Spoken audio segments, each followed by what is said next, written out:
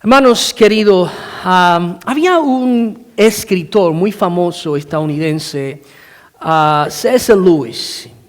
C.S. Lewis fue un escritor, para relacionarlo con algunos de ustedes, quizá han visto las películas o han leído los libros, las crónicas de Narnia, aquellas películas que se hicieron muy famosos y sus libros también.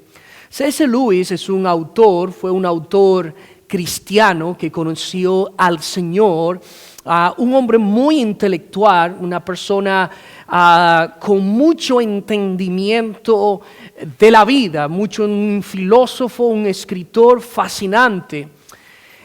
Cuando él se convirtió al cristianismo, como muchas personas también han pensado o pensaron que este sería un camino de solución a todos los problemas. Era un camino color de rosa. Imaginaba un lugar, un espacio donde no habrían conflictos internos y donde las decisiones que iba a tomar en su vida iban a ser perfectas porque estaba conociendo a Jesucristo, el Rey del universo.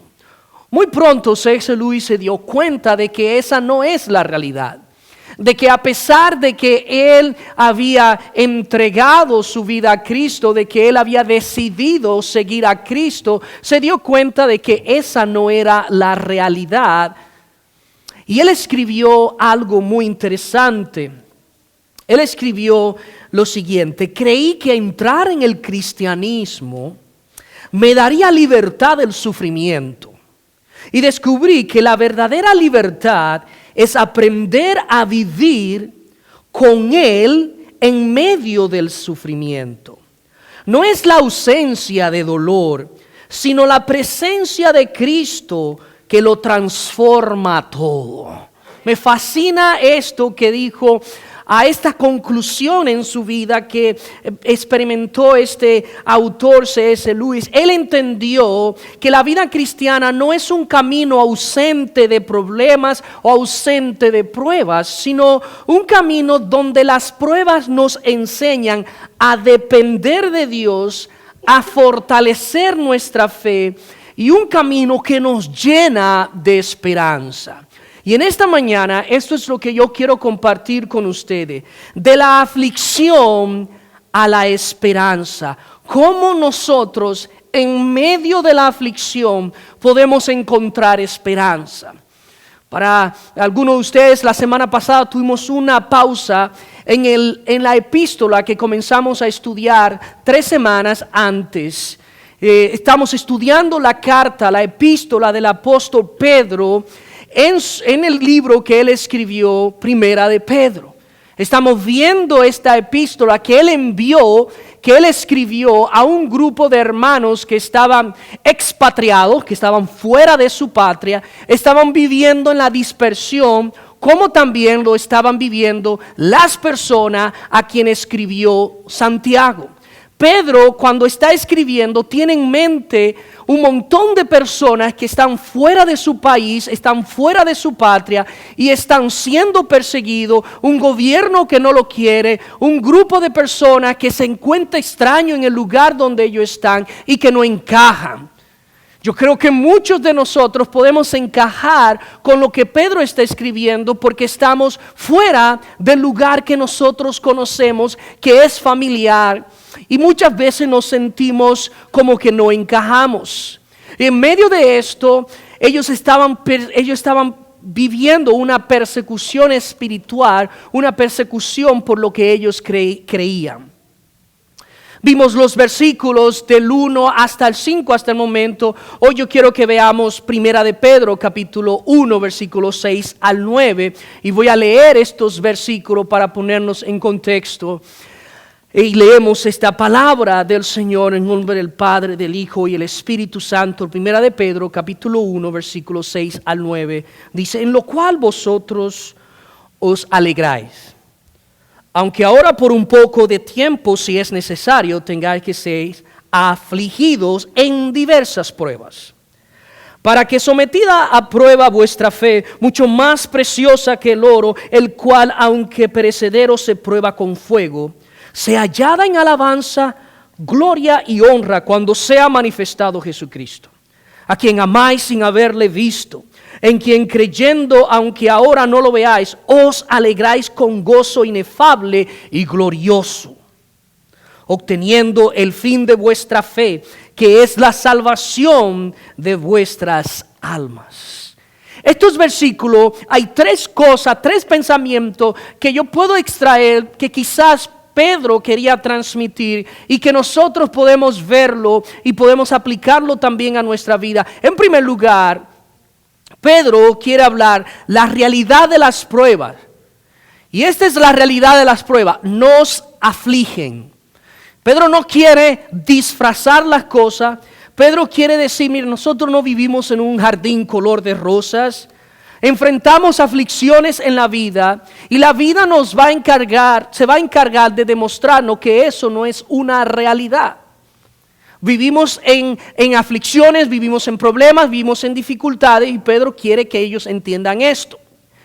Él comienza diciendo en el versículo 6, en lo cual vosotros os alegráis. La pregunta que debemos hacernos, ¿qué es lo que Pedro quiere decir? ¿Qué era lo que le provocaba alegría? Recuerden que la Biblia, cuando nosotros la leemos, y por eso como iglesia, nosotros tomamos la decisión de estudiar la Biblia libro por libro, versículo por versículo, para entender el contexto real. Si yo comienzo a leer este versículo, en lo cual vosotros os alegráis, ¿qué es lo que alegra el corazón de Pedro y qué es lo que él quiere decirlo? Bueno, anteriormente él venía hablando en los versículos 3 al 5 y mire qué es lo que provoca alegría en el corazón de Pedro. Bendito el Dios, versículo 3 al 5, que ya lo estudiamos. Bendito el Dios y Padre de nuestro Señor Jesucristo, que según su grande misericordia nos hizo renacer para una esperanza viva. Dice Pedro, a mí me alegra el hecho de saber que yo he renacido, que yo tengo un nuevo nacimiento, que soy una nueva criatura en Cristo. Luego él dice, por la resurrección de Jesucristo de los muertos, para una herencia. Y esa herencia es incorruptible, es incontaminada, es inmarcesible. No es algo que no se contamina, es algo que permanece para siempre. Es algo puro. Y él dice, esa herencia que yo tengo en los cielos me provoca alegría. Y luego sigue diciendo el versículo 5, que sois guardados por el poder de Dios mediante la fe. Otra cosa que Pedro dice me provoca alegría y que también lo debe ser para ustedes, es que en Cristo nuestra salvación es segura. Somos guardados, somos protegidos, somos cuidados. Entonces cuando leo esto y dice la palabra alegráis, dice no es simplemente una emoción superficial, es un gozo profundo, es un gozo que no depende de la circunstancia, porque Pedro está diciendo, a mí me alegra el hecho de saber que en Cristo yo soy una nueva criatura. A mí me alegra saber el hecho de que tengo una herencia, de que esto no es mi destino final. Pero también me alegra saber que no importa quién soy yo, lo que hago, en Cristo mi salvación, soy protegido, soy guardado. Y para nosotros debería ser lo mismo. Cuando yo pienso en cualquier circunstancia, una de las cosas que me trae a mí gozo es pensar que el mayor de mis problemas ya ha sido resuelto y es la salvación en Cristo. Cualquier cosa que yo pueda pensar que me está creando aflicción, yo puedo pensar que el problema más grande que un ser humano puede tener es dónde va a pasar la eternidad. Y ese problema ha sido resuelto por la sangre de Jesucristo. Entonces Pedro dice, yo me alegro. Luego él dice, aunque ahora, él dice, voy a hablarle de una realidad, no niego la realidad de que las pruebas existen, de que las aflicciones existen, aunque ahora, él dice, por un poco de tiempo. Otra cosa, él dice, esto no es para siempre. Hay una realidad, hermano, hay pruebas que nosotros nos encontramos y circunstancias donde nos encontramos que tendrán su fin, pero después viene otra. Y después de esa, tiene una pausa, pero viene otra. Porque tiene una pausa, pero viene otra. Porque mientras estemos en este mundo, nosotros tenemos que tener claro de que vamos a vivir en un mundo caído, que constantemente vamos a estar luchando con diferentes cosas. Pero él dice, llegará un tiempo en que, aunque para ustedes es largo, llegará un tiempo donde Apocalipsis nos dice, vamos a estar en un lugar donde no habrá llanto, donde no habrá dolor, donde no habrá problemas, donde no habrá aflicción, donde yo no voy a tener que lidiar con aquella persona que quizás siempre me aflige o me crea problemas o nos creamos conflictos unos a otros. Llegará ese momento, pero mientras tanto, ahora en este mundo estamos pasando por dificultades y él dice, si es necesario. Ahora, él va a explicar que las cosas que nosotros nos enfrentamos muchas veces son cosas que es necesaria para nuestra vida. Y una de las cosas que nosotros debemos tener claro es que las pruebas son necesarias. Porque ellas nos van a formar, van a construir en nosotros un carácter mucho más fuerte y preparándonos para algo mucho más grande. Ahora, déjame explicarle algo, mis hermanos. No todas las cosas difíciles que nosotros enfrentamos son diseñadas por Dios. Pero ninguna escapa el control de Dios. Es decir, no todas las cosas difíciles que nosotros enfrentamos son diseñadas directamente de Dios a nosotros. Pero nada de esto escapa el control de Dios. Nosotros debemos de tener claro que las pruebas, las dificultades vienen porque vivimos en un mundo caído. La enfermedad, la injusticia, las tragedias que nosotros enfrentamos. Vivimos en un mundo caído, un mundo en pecado. Vivimos y enfrentamos las decisiones humanas. Muchas veces estamos sufriendo algo por malas decisiones que hemos tomado. Otra es porque tenemos un enemigo. Y ese enemigo es Satanás y quiere vernos destruidos. Tenemos una oposición espiritual. Y otras son intencionalmente diseñadas por Dios para construir, para hacer algo especial en nosotros. Por ejemplo, nosotros tenemos el caso de José en el Antiguo Testamento. José fue vendido por sus hermanos, fue maltratado por sus hermanos. Dios tomó esa misma circunstancia y lo llevó hasta un punto de ser una de las personas más importantes en Egipto. Tenemos la vida de David. David fue perseguido por la mitad de su vida, fue perseguido por Saúl. Fue perseguido en el desierto, Saúl le quería matar. Pero esas eran las circunstancias que Dios estaba utilizando para ponerlo en la posición como rey de Israel. Pedro sigue diciendo, tengáis que ser, si es necesario, tengáis que ser afligidos. La palabra afligido habla de tristeza, habla de presión, de angustia, de dificultades. Tengáis que ser afligidos en diversas pruebas. No en una sola cosa, sino la palabra diversos aquí, diversas pruebas, es la palabra de todos los colores y en todas formas. Y nosotros enfrentamos dificultades de problemas familiares, problemas económicos, problemas de amistades, problemas en la iglesia, la persecución de nosotros, quizás ser perseguido por lo que nosotros creemos. Tener que ser afligido en diversas pruebas. No todas las pruebas son iguales, pero todas tienen el potencial de formar nuestra fe y acercarnos más a Cristo. Ese potencial tienen las pruebas que basamos nosotros en nuestra vida. Formar nuestro carácter para acercarnos más a Cristo. Luego de Pedro explicar esta realidad de que a través de las pruebas nosotros somos afligidos, luego él dice, ahora miren el resultado de esto. Mire el resultado que producen las pruebas, y es que ellas nos fortalecen.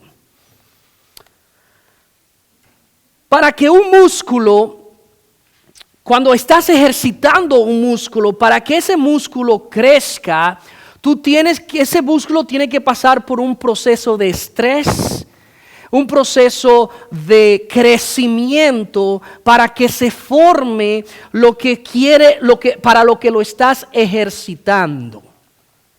Pero tiene que pasar por un proceso. Tiene que tomar los alimentos correctos, tiene que fortalecer el cuerpo. Y de la misma manera, también el creyente necesita pasar por diferentes procesos para que su vida espiritual cada vez más se fortalezca y aprenda cómo vivir en este mundo de una manera que honre a Dios. Y eso es lo que Él nos va a decir aquí en el versículo 7. Para que sometida a prueba vuestra fe. Para que sometida a prueba vuestra fe. Las pruebas vienen a nuestra vida para que nosotros veamos dónde nosotros realmente estamos parados. Las pruebas van a exponer muchas cosas de nosotros. Las circunstancias de la vida van a exponer muchas cosas en nosotros.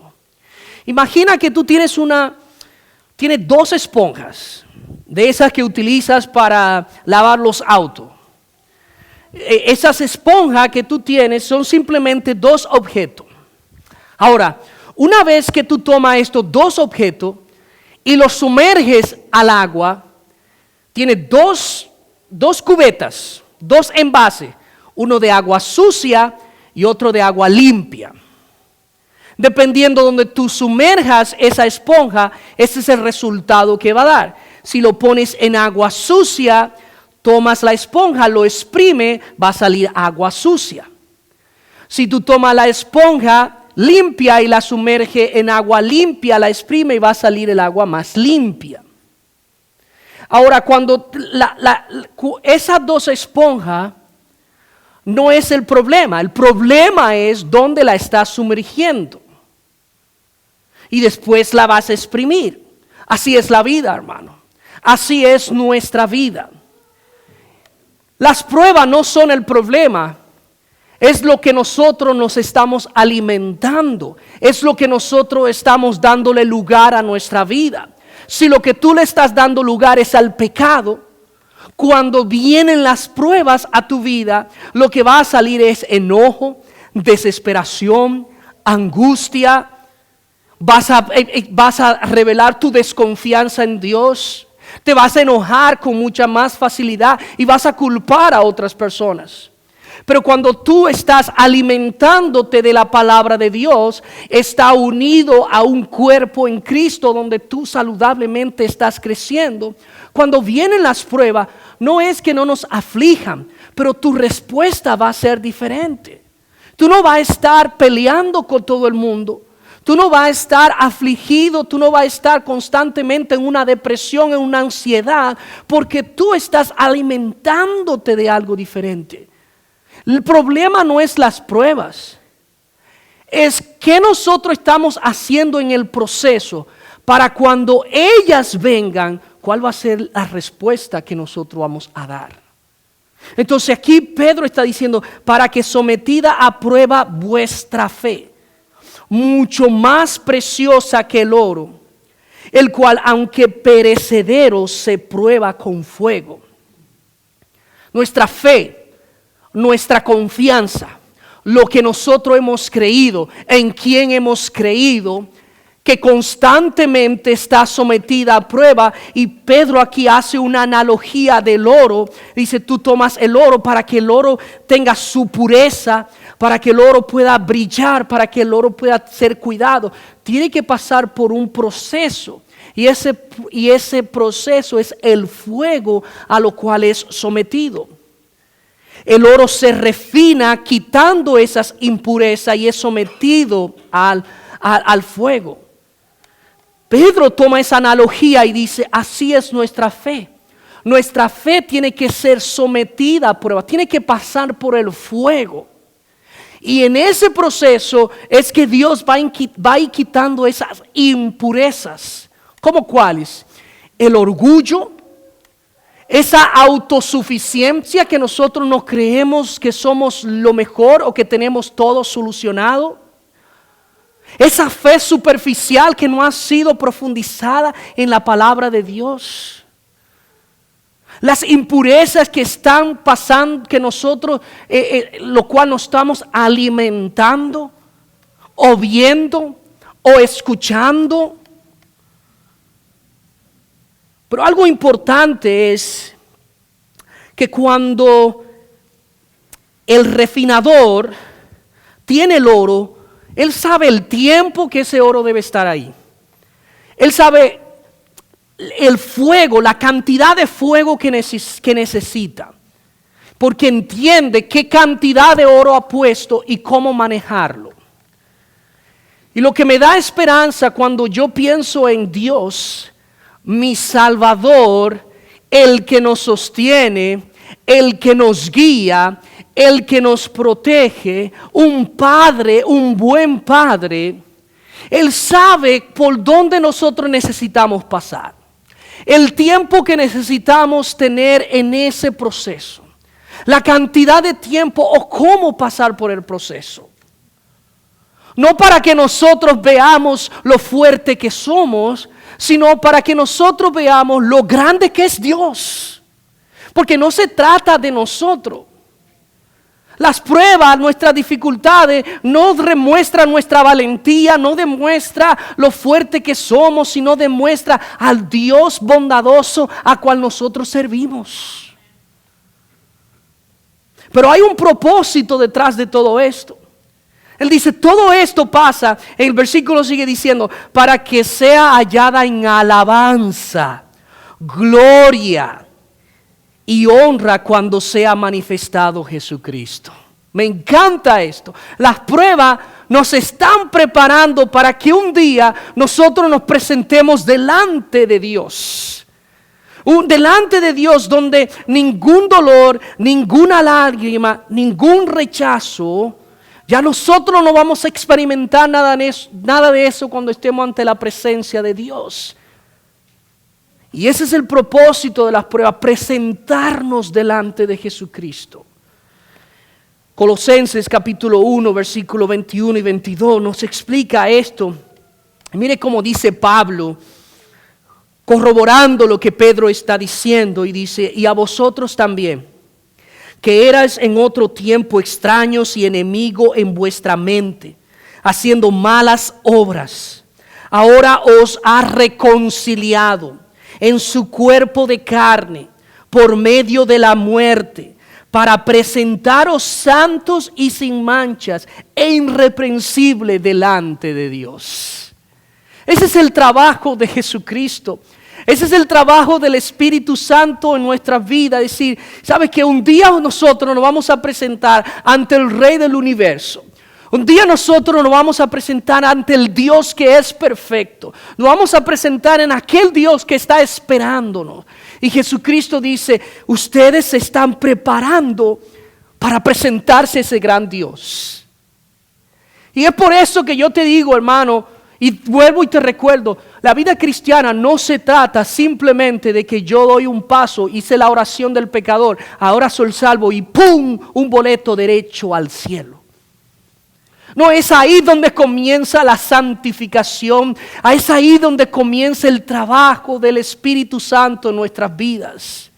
Pero muchos cristianos están viviendo una vida muy alejada de lo que Dios quiere para nosotros.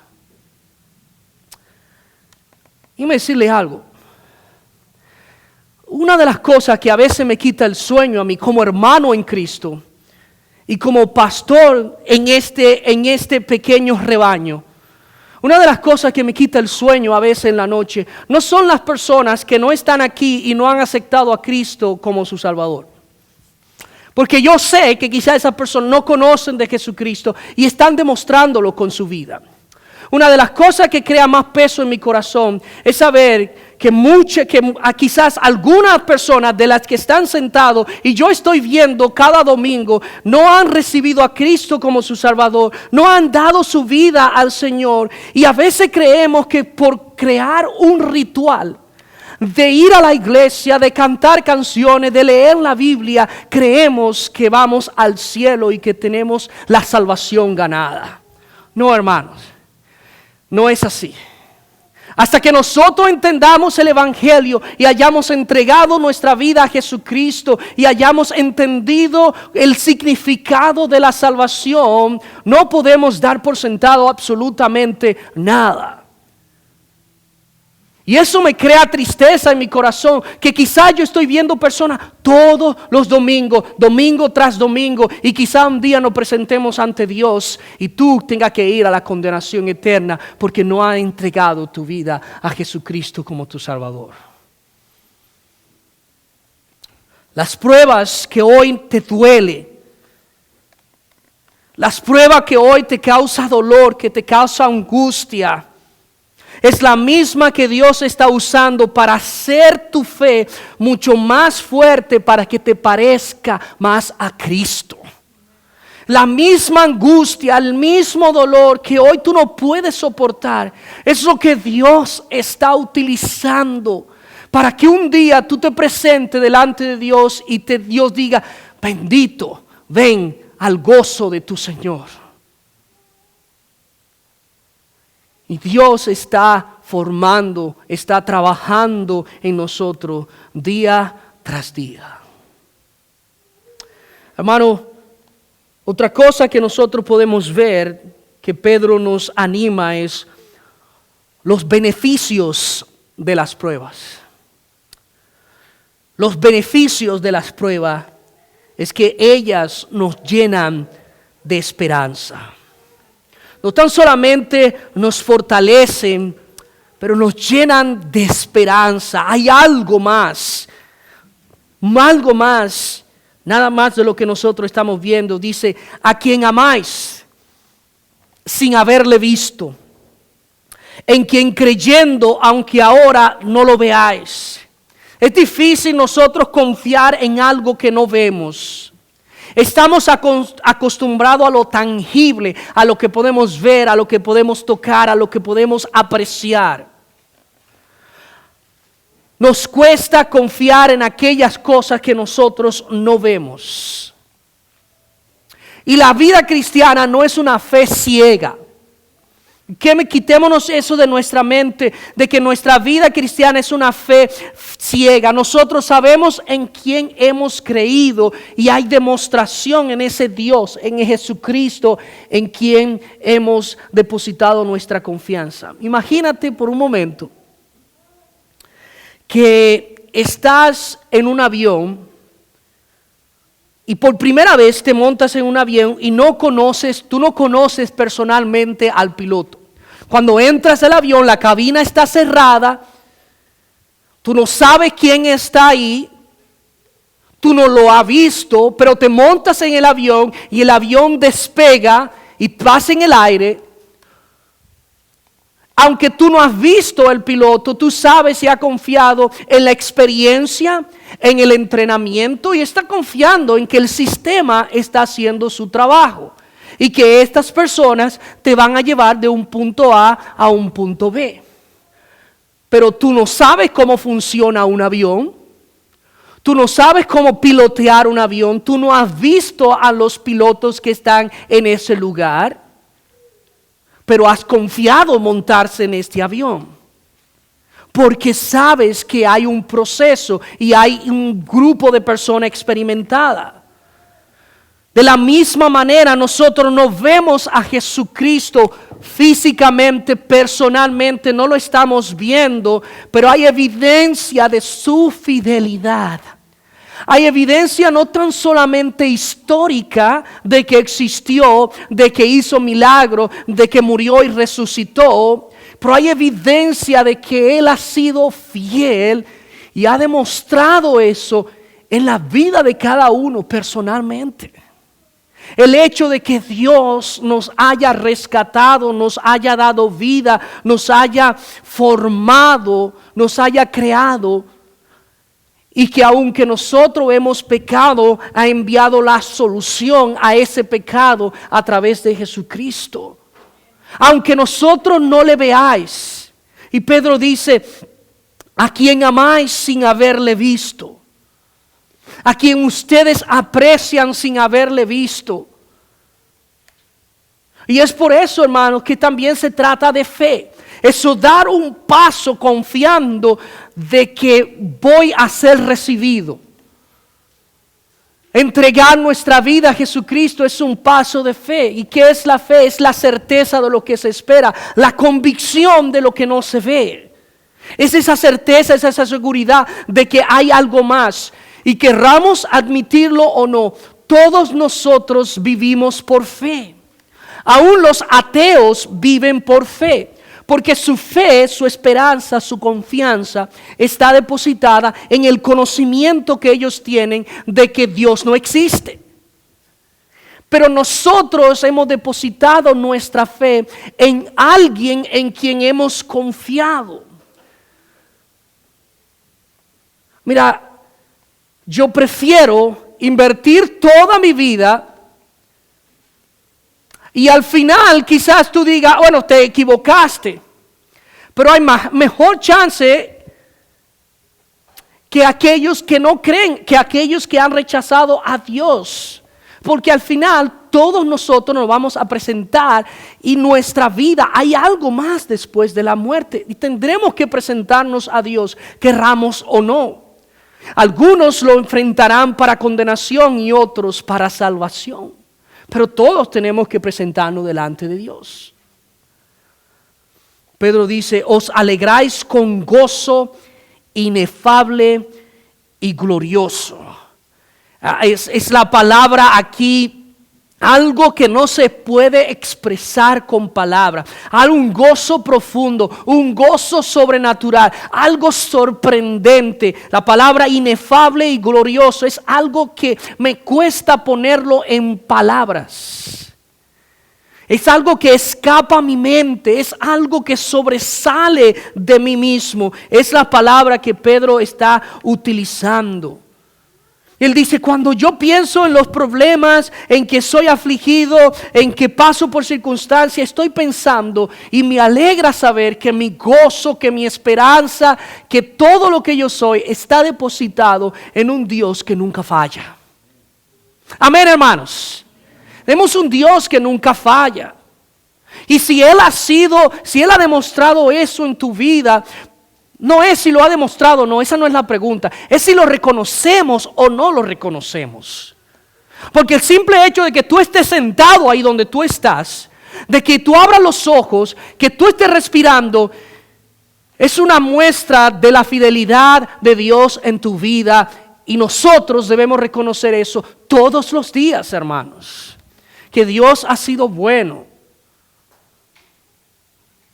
¿Cuántas personas hoy no pudieron levantarse? Hoy no pudieron levantarse de su cama. ¿Cuántas personas hoy no pudieron encender su auto y comenzar a manejar para llegar a un destino? ¿Cuántas personas hoy en día están pensando, ok, no comí nada ayer, hoy no sé tampoco qué voy a comer? ¿Cuántas personas no tuvieron el chance de abrir sus ojos y ver la luz del día porque amanecieron muertos? Pero tú y yo estamos aquí.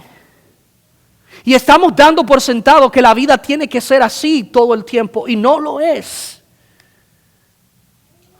Somos lo que somos simplemente por la pura gracia de Dios. Versículo 9, él dice, obteniendo el fin de vuestra fe, que es la salvación de vuestras almas. La meta final es esta. La prueba apunta, la prueba nos están demostrando que nuestra salvación vale la pena y que nosotros podemos atravesarla y que nosotros podemos superarla porque hemos confiado en un Dios que venció la muerte, venció el aguijón, que resucitó, y ese es el Dios en que nosotros creemos. La Biblia dice que el mismo Espíritu que estuvo en Jesucristo, el mismo Espíritu que le resucitó de los muertos, la Biblia dice, es el Espíritu que mora en ustedes. Y no es un espíritu que nos va a tomar y nos va a comenzar nos va a levantar de nuestra silla y nos va a tirar de un lado al otro y nos va a romper la cabeza y voy a comenzar a tirarme en el suelo. No, la Biblia dice, ese espíritu que te va a ayudar a atravesar las pruebas, ese espíritu que te va a consolar en medio del dolor, ese espíritu que te va a fortalecer cuando tú crees que ya no hay esperanza. Es ese espíritu que te va a fortalecer a ti como padre cuando tú ves a tus hijos que dice, no sé cuando mi hijo vaya a levantar cabeza. Es eso que te fortalece en medio de las pruebas. Es esa persona que te fortalece al tú saber, no sé qué vaya a pasar con este gobierno, no sé lo que vaya a pasar con mi vida, no sé dónde voy a terminar. Por eso ese espíritu que te da ese consuelo y esa paz que tú dices, no importa lo que pase, no importa lo que haga este gobierno, no importa lo que hagan las autoridades, yo he confiado en un Dios que es el mismo aquí, es el mismo allá, es el Dios que es el mismo ayer, hoy y siempre. Mantén tu mirada puesto en lo eterno. Cada prueba es temporal, tiene un principio, tiene un final. Y esa esperanza que nosotros tenemos en Cristo es una esperanza eterna. Las pruebas no te pueden quitar esa esperanza. Pero si tú sabes cómo caminar en medio de ella, va a fortalecerte. La idea es esto, es que hoy lo que tú estás enfrentando te prepare para lo que viene después. Y Dios te está preparando. Sí, Dios, ¿qué es lo que tú quieres que yo aprenda de esto? ¿Qué es? ¿Cómo tú quieres transformarme? Dios, yo puedo vivir pensando en lo que me pasó, en que yo no voy a ser el mismo, en que no voy a superar nada de esto. Decir, Dios, ¿cómo tú vas a utilizar lo que ha pasado en mi vida? Y ¿sabes qué? Como adolescente, una de las cosas que más me costaba a mí era entender cómo Dios iba a utilizar las circunstancias de mi vida. Nací en un hogar sin papá, porque mi papá había muerto cuando mi madre tenía 6 meses de embarazo, muchos de ustedes lo saben. Y luego que yo estoy en esa circunstancia que mi mamá está tratando de sobrellevar toda esta carga como una madre soltera, pierde la vista completamente cuando yo tengo 7 años de edad. Y cuando que no sabemos qué hacer, ella no sabe qué hacer. Me voy a un orfanato cuando tenía 9 años. Y ahí crece una rebeldía porque yo digo, tú no me quieres, me está enviando a un orfanato para que yo viva en este lugar. Y no quería estar en este lugar, tenía todo lo necesario. Fue algo doloroso para ella, yo no lo entendía. A los 11 años yo estoy jugando al béisbol y es el sueño de todos los dominicanos, jugar al béisbol y llegar a buscar dinero y firmar y tener un futuro. A los 11 años yo tengo problemas en la vista y pierdo la vista de un ojo. Sí, hermano, yo soy ciego de un ojo. Y sigo jugando béisbol porque esa es mi pasión, eso es lo que quiero hacer. Pero no entiendo qué es lo que Dios quiere hacer. A los 14 años comienza una rebeldía en mi corazón. Dios, que yo no entiendo. Y a los 15 años tomo decisión de entregar mi vida a Cristo. Y Dios comienza a trabajar en mí. Luego Dios me da la oportunidad como joven a entrenar niños. Y comienzo a entrenar niños en el béisbol. Y comienzo a causar un impacto en su vida. Luego me voy a estudiar como profesor, a trabajar con jóvenes, a trabajar como pastor de jóvenes. Y ya veo como todo este proceso, Dios, para llevarme hasta este punto. Comienzo a trabajar con niños que están en un orfanato. Y ¿sabe qué? Dentro de ese orfanato habían 2 niños que habían perdido la vista de un ojo. Y estaban en la misma circunstancia que yo.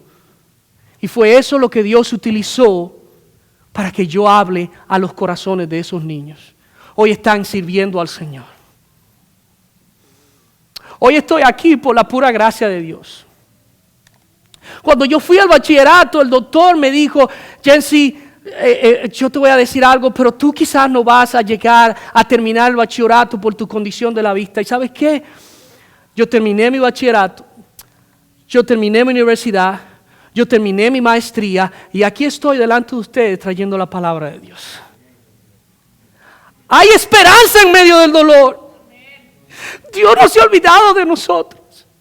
Yo no sé la circunstancia que tú estés pasando, el dolor que tú estés atravesando, pero Dios quiere hacer algo. Solamente abre tu corazón y dice, Dios, aquí estoy. ¿Qué quieres conmigo? Pero tenemos que abrir nuestro corazón. Tenemos que dejar que Dios trabaje en el matrimonio, con nuestros hijos, con nuestras enfermedades. Hay personas aquí que están sentados en medio de ustedes con un dolor inmenso físicamente, que les cuesta levantarse de su silla, montarse en un auto, llegar a su casa, pero aquí están levantando su mano y diciendo gracias a Dios por un día más. ¿En quién está puesta tu esperanza? De la aflicción a la esperanza. Eso es lo que Dios ha hecho con nosotros. Abre tu corazón y deja que Dios te transforme y deja que Dios hable a tu vida. Qué gran Dios es el que nosotros servimos. Él es nuestra roca. Él es nuestra esperanza. Inclina tu rostro y vamos a orar a Dios.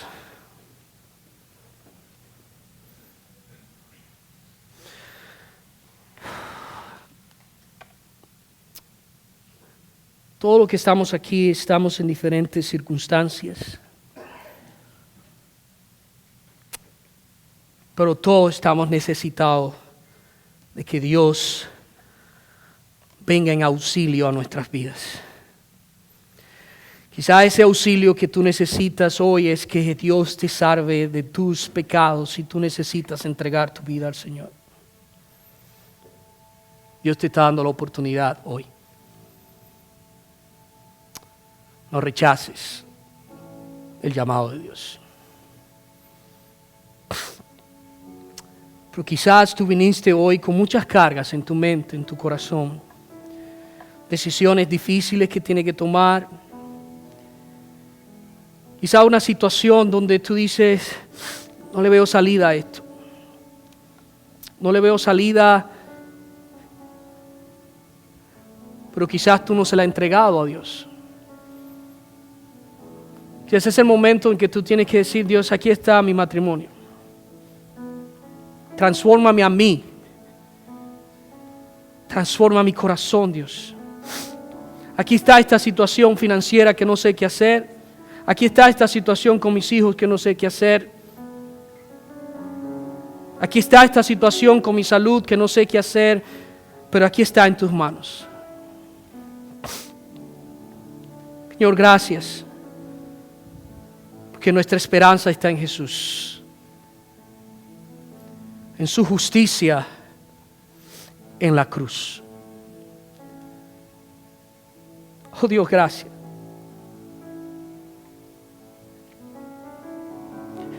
Tú has sido tan bueno. Perdónanos.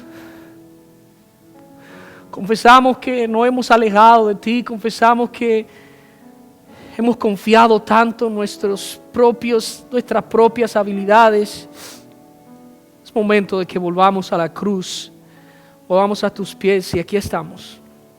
Transfórmanos. Gracias, Señor. En nombre de Jesús. Amén.